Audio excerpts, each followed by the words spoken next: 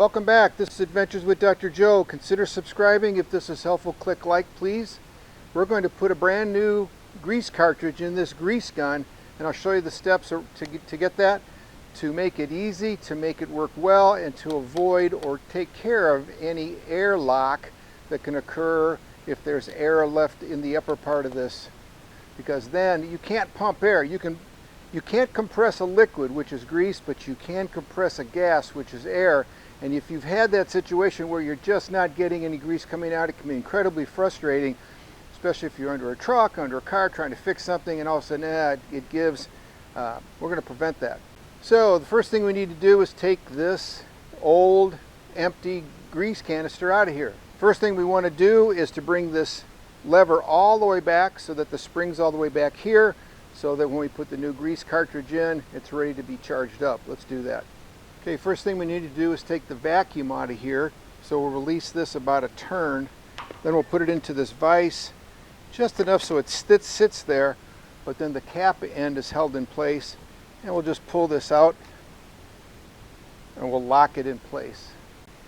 Once the cylinder is locked in place, we simply unscrew the cylinder from the head of the grease gun, and out it comes.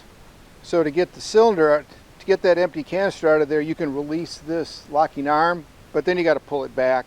Otherwise, it's super simple just to grab the edge of it, pull it out, and then we're ready for our new cylinder. Okay, so we removed our cylinder. Now we're going to pull the plunger all the way back and lock it in place. Take our new grease cylinder, take the plastic cap off. This is what goes end down into the cylinder.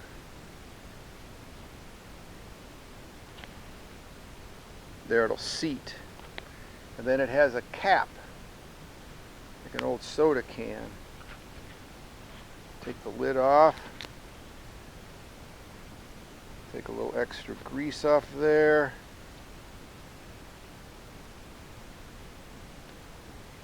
And then we're going to put it back together. Please remember, before we put this together, what's really important. One, we need some space around the purge valve, the air bleed valve. One. Number two, we need to get grease into this opening so that the plunger works. Because the plunger is everything, and if there's air trapped in this, it's not good. So we're going to put the cylinder on, but not make it completely tight, because there's also a little bit of gap here. So we're going to load it back.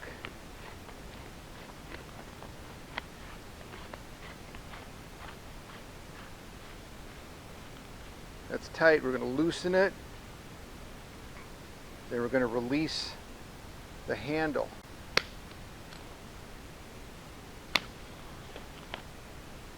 So now it's under spring tension, and I'm going to listen to this.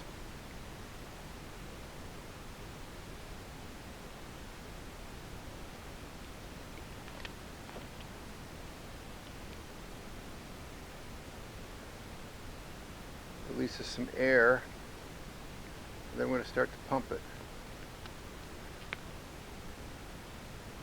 There we go.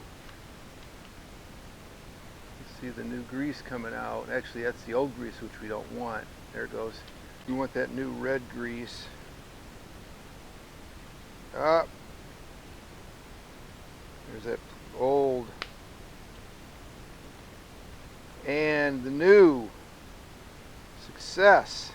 So this is our new bearing grease. That's what we want. Yay.